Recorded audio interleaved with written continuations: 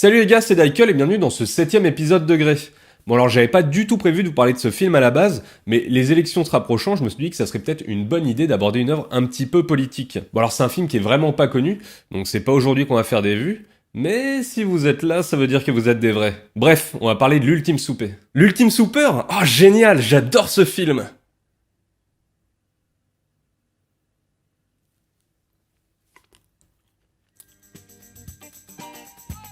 Et ça va être bien.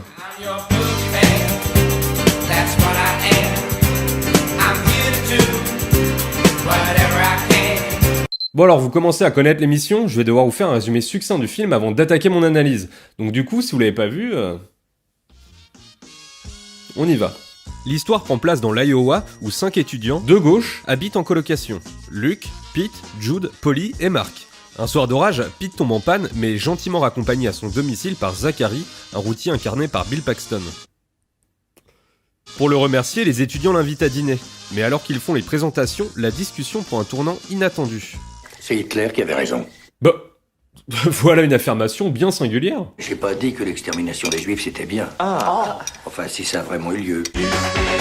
Petit à petit, le ton monte, ça discute racisme, Tout le monde ne déteste pas les juifs. Non mais toi tu parles des gens qui savent lire. puis militarisme. J'étais dans les Marines. J'ai fait la guerre. La guerre? Quelle guerre? La tempête du désert. Ah bon, c'était une guerre?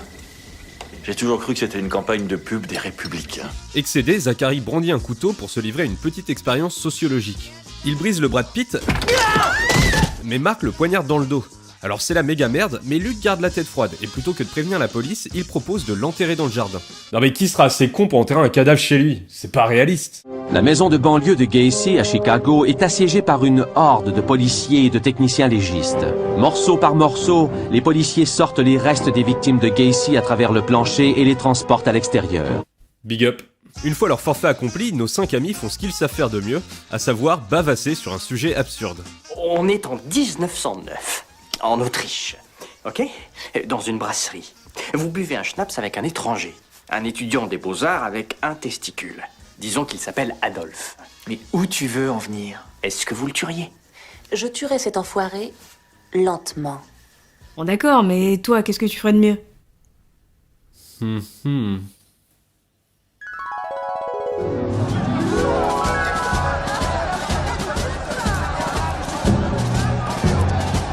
Oh merci. Non mais admettons que t'aies la possibilité de retourner dans le passé, qu'est-ce que tu ferais? Ah, ça.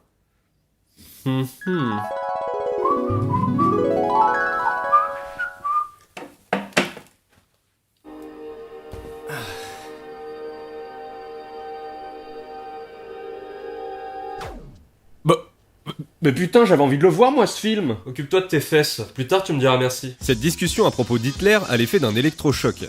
Il décide alors de nettoyer le monde des personnes qu'il considère comme potentiellement dangereuses pour la société, comme ils l'ont fait avec Zach. Pour ce faire, il décide d'inviter à dîner un extrémiste chaque dimanche. Si au cours du repas ils n'arrivent pas à faire changer les positions politiques de leur invité, ils l'empoisonneront alors grâce à de l'arsenic versé dans la carafe de vin blanc. En parallèle, le shérif de la ville mène une enquête sur la disparition de Zach, et on apprend qu'il était recherché pour l'enlèvement d'une fillette. Nos amis, eux, mettent leur plan à exécution et invitent des extrémistes variés, du révérend homophobe au misogyne pro-viol et autres anti-écologie. Mais petit à petit, ils commencent à voir le meurtre facile et n'essaient même plus de convertir leurs invités. Tu as le droit d'avoir ta propre opinion. Bien sûr. Ouais. Oui, faut leur éclater la tête aux SDF qui sachent à qui ils ont affaire. Ils finissent par recevoir une visite du shérif, qui avait remarqué la voiture de Pete lorsqu'il était tombé en panne, car il avait laissé un fusil de chasse sur la banquette arrière. Suspicieuse face à son attitude, elle décide de s'intéresser à eux d'un peu plus près. En attendant, les étudiants continuent leur activité, mais dans l'incapacité de convertir qui que ce soit, les cadavres s'accumulent dans le jardin, faisant naître de nombreux plants de tomates. Naturellement, des dissensions commencent à naître dans le groupe, et certains se questionnent sur le bien fondé de leurs actions, mais Luke maintient ses positions. Eh ben, on a convaincu personne. Peut-être qu'on est moins fort qu'on le pensait. Alors que le shérif s'intéresse à leur jardin, Luke la tue à l'insu du reste du groupe. Ils décident alors de fuir les États-Unis avec Pete, mais suite à un orage, leur vol est annulé et ils rencontrent à l'aéroport Norman Arbuthnot, un présentateur télé aux idées conservatrices et polémiques, dont ils suivent les interventions avec dégoût depuis le début du film. Ces enragés de féministes Et j'utilise le terme enragé alors qu'il n'est même pas nécessaire. Soyez gentil de virer cet idiot du salon. Dis ça à Norman. Luke et Pete décident alors de l'inviter pour un ultime repas. Mais surprise, alors qu'il s'attendait à se retrouver face à un extrémiste, Norman se révèle poli, agréable Bon appétit. et a des positions politiques bien plus modérées que prévu. Oui, c'est vrai, on rencontre des individus dangereux aussi bien à l'extrême gauche qu'à l'extrême droite. Non, ce que je crois, c'est que plus les tendances extrémistes sont fortes, plus la société tend à être modérée. Les courants de pensée extrémistes se neutralisent mutuellement et on aboutit à une société principalement orientée au centre. Et c'est ce que nous voulons tous, non ? Alors que les étudiants se retirent dans la cuisine pour savoir s'ils vont le tuer ou non, Norman inspecte la pièce et comprend très vite les activités meurtrières du groupe. Finalement, non sans dispute, les étudiants arrivent à convaincre Luke de laisser Norman en vie et regagnent la salle à manger où ce dernier les attend pour porter un toast. Vous ne buvez pas avec nous? Non, je vous en prie, non, vraiment, non, j'ai beaucoup trop bu déjà. Et je ne veux pas que demain vous puissiez lire dans le journal un vieux radoteur en état d'ébriété s'est craché avec son jet privé, hein. Et le film finit sur cet ultime panneau accompagné d'un discours de Norman. En tout cas, je tiens à vous dire, et j'affirme ici devant vous, que je ferai uniquement ce que les gens voudront que je fasse, car je demeure votre humble, très humble serviteur. Eh ben Mazette, c'était cool. Bon alors par contre il y a plein de choses à dire, alors on traîne pas plus et on y va. L'Ultime Souper est un film américain sorti en 1996 et réalisé par Stacy Title, à qui l'on doit rien de très intéressant, mis à part peut-être Hood of Horror, un film d'horreur à sketch avec Snoop Dogg.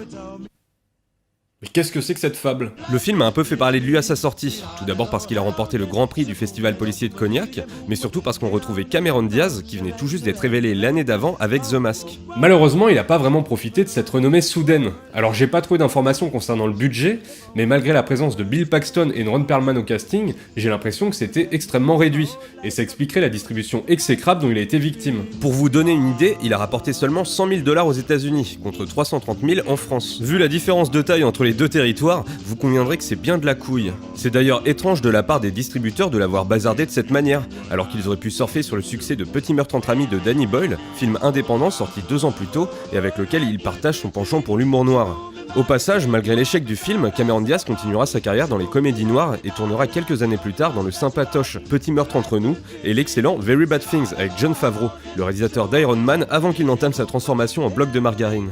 D'ailleurs, les producteurs n'ont tellement pas de race qu'ils ont utilisé la musique de The Mask pour le trailer du film. Cameron Diaz. Very Bad Things, a Peter Berg film. Et voilà, c'est à peu près tout pour le contexte de sortie du film. Alors je vous l'accorde, ça fait pas très lourd. Mais quand je vous dis qu'il est passé totalement inaperçu, bah ça a aussi été le cas lors de sa sortie en vidéo. Et c'est vrai que d'un point de vue formel, l'Ultime Souper ne marque pas la rétine. La photo fait le taf sans apporter de véritable identité, et la mise en scène modeste, exception faite de quelques inserts sur les tableaux, ne l'aide pas à sortir du lot. Par contre, la musique est composée par Mark Mothersbaugh, le chanteur de Devo, et ça c'est très cool. Bon alors pourquoi on parle de ce film s'il n'a rien d'exceptionnel ? Eh bien figurez-vous qu'il est plus subtil qu'il n'y paraît. Aujourd'hui, on va un peu plus se concentrer sur l'écriture que sur la mise en scène. Avant de continuer, je tiens juste à préciser une dernière chose pour les rageux au fond. L'analyse qui va suivre ne reflète pas mes propres opinions politiques, mais bien celles véhiculées par le film.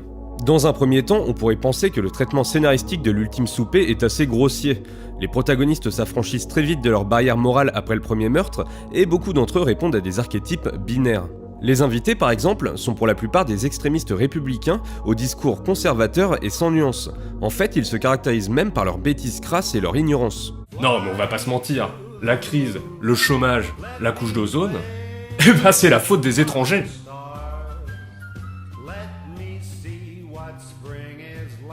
Enfin, je voulais dire les bamboulas. Je crois que je vais reprendre un peu de vin, moi. Bon, on n'est pas très loin de la réalité, je vous l'accorde. D'ailleurs, c'est un peu flippant, parce que si la photo est pas autant morflée, on pourrait se croire en 2017. Les étudiants ne sont pas en reste et rassemblent eux aussi une somme de clichés considérable. Tout d'abord, ils vivent ensemble en communauté, formant une sorte de micro-société que l'on peut raccorder au mouvement hippie, voire écolo. Nous, on se contente d'acheter des produits de beauté écolo ou de manger bio, mais on fait rien de constructif. Bien qu'ils se définissent comme libéraux, on peut aussi déceler des traces de communisme dans leur organisation. Ils vivent sur un mode égalitaire et le partage des tâches est la norme. D'ailleurs, si ça change par la suite, il ne semble pas y avoir de leader en premier lieu, même si le fait que Luke soit positionné en bout de table et domine le reste du groupe annonce son rôle dans la suite du film. Et moi, je serai le maître. Évidemment, ce sont encore des étudiants, donc ils ne travaillent pas, ce qui dans un sens biaise leur discours, qui se révèle purement théorique, puisqu'ils n'ont pas encore totalement intégré la société. Bah, c'est pas moi qui l'ai dit, hein, c'est le film. En fait, chacun des protagonistes incarne un archétype différent de l'étudiant progressiste de gauche. On a l'étudiante en psychologie bipolaire, l'artiste bohème, l'étudiant en droit fils à papa, l'étudiante en sociologie tendance féministe, et pour finir, le doctorant en économie, à cheval sur la cause black. Mais attention, faire usage de stéréotypes ou de clichés n'est pas un défaut en soi.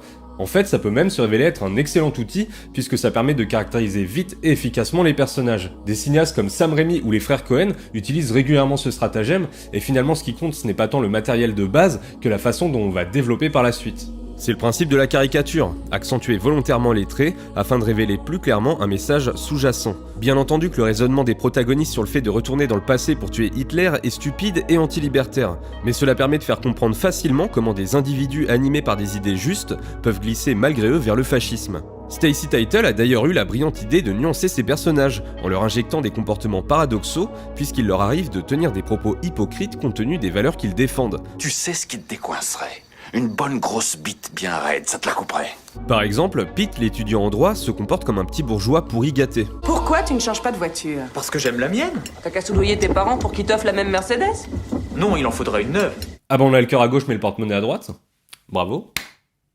Et Luke, qui pourtant lutte activement contre le racisme, ne se prive pas pour faire des amalgames quand ça l'arrange. Franchement, on leur offre même plus un truc sympa à bouffer. Le macho va bouffer chinois. Chez Chin Chin, ça n'a rien de chinois. Et il y avait du soja. Alors fun fact, mais le premier producteur de soja au monde, eh bien ce n'est pas la Chine, mais les États-Unis. La lutte afro-américaine pour l'égalité est aujourd'hui reconnue aux États-Unis, mais toutes les ethnies ne semblent pas être au même niveau pour Luke, qui défend avant tout ses propres intérêts. Il est par ailleurs assez touchy sur la question, et c'est amusant de le voir orienter le débat en fonction de ses a priori. Et toi, tu fais quoi? Ça se voit pas? Je suis basketteur professionnel, mon cher. Dans cette scène, on voit que c'est Luke qui lance les hostilités. Avant même que les discussions sur la politique n'aient été entamées, il fait preuve d'agressivité en supposant que Zach est raciste, au moins simple d'esprit, puisqu'il n'est qu'un vulgaire routier. Et effectivement, Bill Paxton est un facho, et Luke a vu juste. Cependant, il lui a jamais laissé le bénéfice du doute, et si ses a priori se sont confirmés a posteriori, eh ben ça reste quand même des préjugés. La réalisatrice structure son film autour de cette idée de justification a posteriori, confortant les personnages dans ce qu'ils estiment à tort être le bon choix. Histoire d'insister un peu, on apprend par la suite que Zachary était un violeur d'enfants en cavale. C'est très malin scénaristiquement, parce que ça permet aux spectateurs de ne pas trop se distancier des protagonistes. Ils ont tué quelqu'un, c'est mal, mais bon, on garde quand même de la sympathie pour eux parce qu'il n'y a pas à dire, Zach, c'était un bel enculé. La perception du public aurait été complètement différente s'ils avaient assassiné un innocent, comme la prostituée de Very Bad Things par exemple. Cette somme d'événements participe donc à l'ambivalence du film. Des personnages se basant sur une idéologie humaniste deviennent aussi fascistes que ceux qu'ils combattent, en déformant la réalité des événements à leur avantage. L'Ultime Souper dresse au passage une belle fable sur les dangers du pouvoir, et à quel point il peut pervertir les idéologues les plus convaincus une fois qu'il est entre leurs mains. C'est le pouvoir de vie ou de mort sur autrui qui finit par faire tourner la tête de nos amis. Si la plupart des occupants de la maison remettent souvent en doute leurs agissements, ce n'est pas le cas de Luke qui, profondément remonté contre le racisme latent de la société, prend les rênes du groupe et laisse libre cours à ses pulsions revanchardes.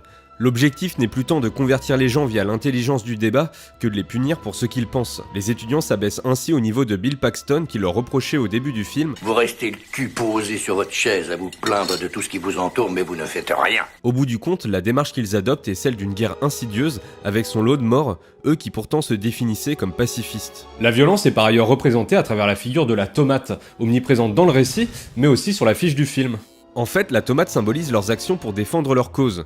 En début de film, ils n'ont pas de tomates car ils sont impuissants. J'avais plus assez de tomates pour la sauce, il faudrait s'occuper du potager. Ils débattent mais ne mènent aucune action politique concrète. En revanche, à chaque fois qu'ils tueront une personne, ils l'enterreront dans le jardin, donnant naissance à un nouveau plant de tomates.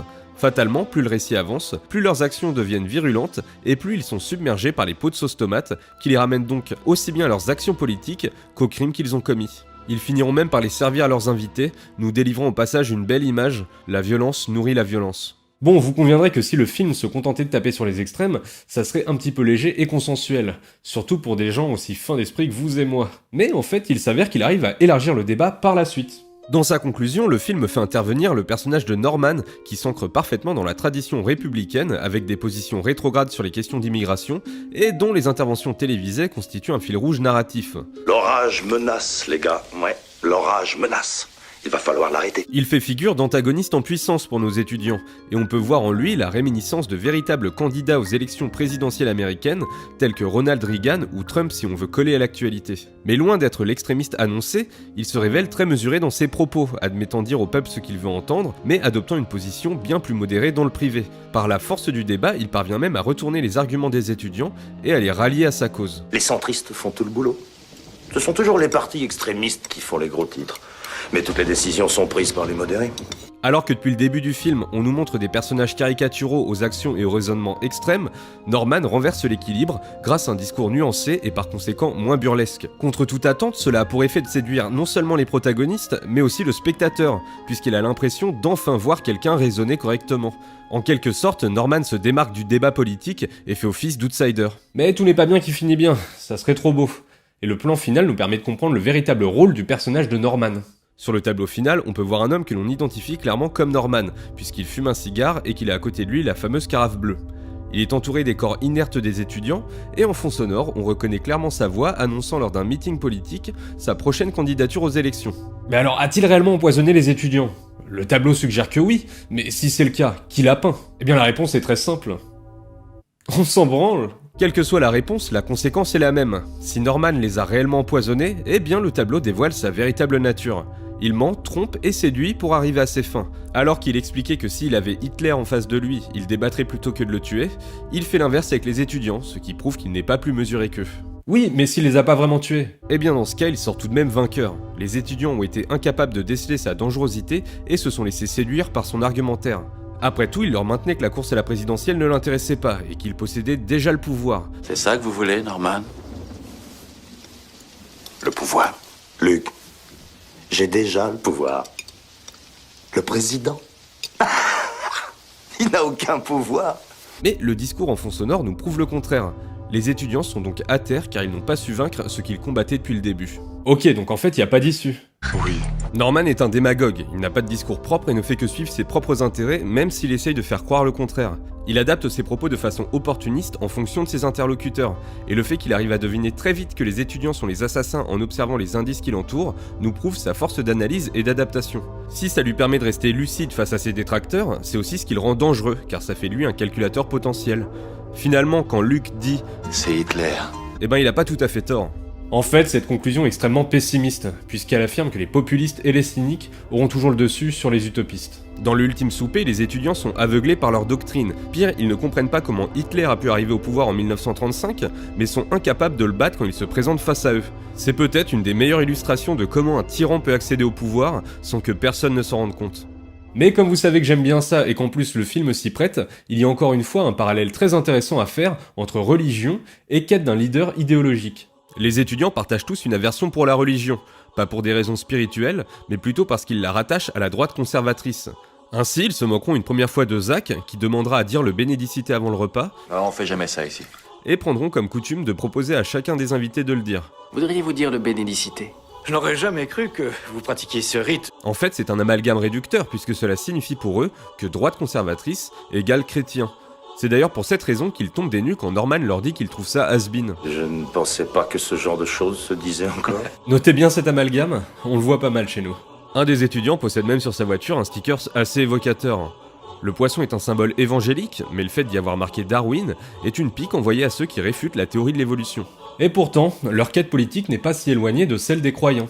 Ils sont au fond d'eux à la recherche d'un leader qui serait capable de les réunir malgré leurs différends et concrétiser ainsi leur lutte. Au cours du film, Luke essaye de prendre cette place, mais échoue à rassembler ses congénères comme on l'a vu plus tôt. Alors qu'ils sont perdus, cette quête d'un messie politique se cristallise à travers la fresque peinte par Marc, une reproduction libre de la création d'Adam par Michel-Ange, illustrant le moment précis où Dieu insuffle la vie au premier homme.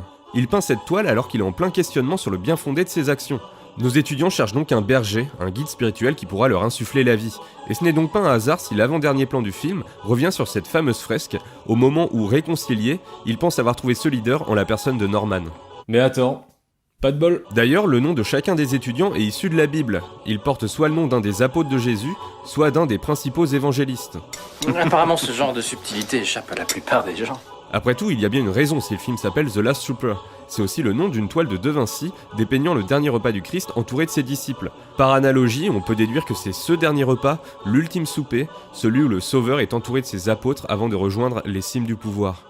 En conclusion, L'Ultime Souper est un film bien plus fin qu'il n'y paraît, et même si son discours pessimiste laisse transparaître une pointe d'amertume, c'est avant tout un film humain qui nous pousse à réfléchir sur nos engagements idéologiques. Il est toujours difficile de faire la balance entre liberté individuelle et conviction profonde, mais je crois que Stacy Title essaie ici de nous mettre face à nos propres contradictions afin qu'un jour peut-être, on arrive enfin à vivre ensemble. Mais c'est pas gagné.